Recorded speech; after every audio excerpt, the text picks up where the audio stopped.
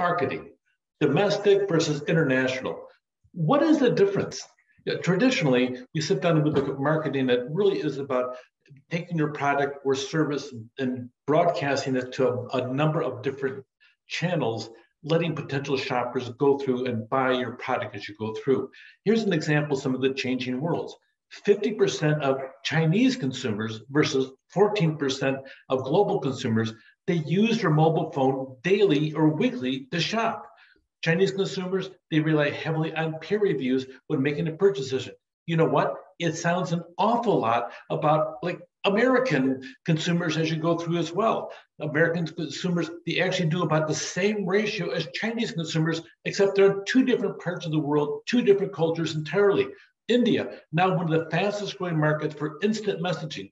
Luxury brands, small, medium entrepreneurs, they rely on WhatsApp to reach their consumers as you go through. So you're looking at really the entire planet now is consumed with the aspect of social media and technology, and they all play an integral part when it comes down to marketing as you go through. But let's go back and look at a couple things. First of all, you have to have a marketing mix. That's where you have different strategy decisions to make your product promotion, pricing, distribution. You want to make certain you fulfill the needs and desires of your customers in the market.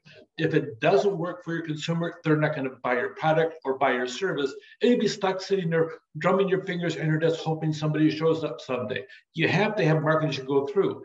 Normally, the traditional matrix we have is always the 4 Ps: product, price, place, promotion. That really is your marketing mix when it comes down to it. So always keep that in your mind in the background as you go through. On the marketing mix, product, price, place, and promotion as you go through. But now, when we go into the international market, we have an entirely different configuration to cope with as well.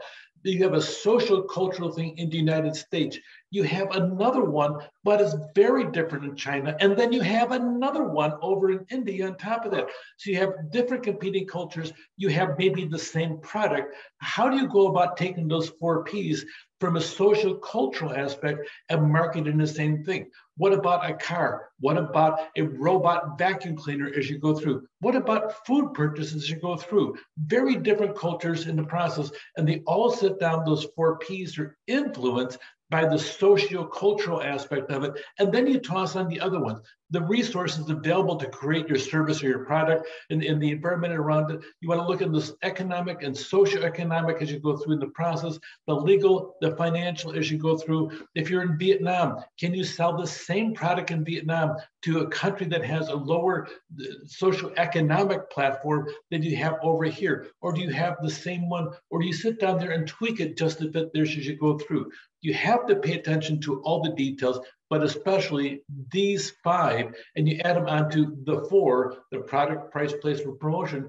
You have to tweak those 4 each and every single time on each one of these to make certain you're targeting a specific demographic in the country that you want to go into. So you got to think about a couple things. Your product as you go through, do you standardize it and have across the board, you sell the product, and then you sit down and make sure everybody buys the same thing? Or do you have to tweak it as you go through? It's going to depend upon the cost aspect of it as well. But if you standardize everything, then it's much easier to sit down there and drive the cost of the actual manufacturer or the service down. As soon as you start customizing, then all of a sudden your costs go up in the process. Standardization is not as easy as it found as you go through.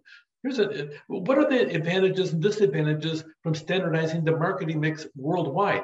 Is it certainly it's faster and easier that we can sit down and broadcast the whole thing and have one campaign, sit down there and have demographics, or boom, your advertisement hits in the middle of Europe and it kind of spreads the whole thing and just change the language mix as you go through. But really, is it the same? Is really France and Italy the same market as you go through? Is China and India the same market as you go through?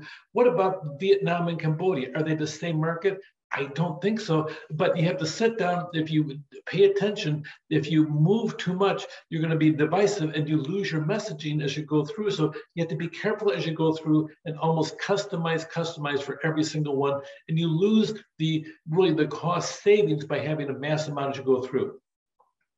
4 things. The 4 Ps: product, price, placement, and promotion. That is the core of all marketing mixes. But in the international market, you have to sit down there, then account for the social, cultural, the resource and environmental, economic and socioeconomic, the legal differences as you go through, and financial forces as well. Take care.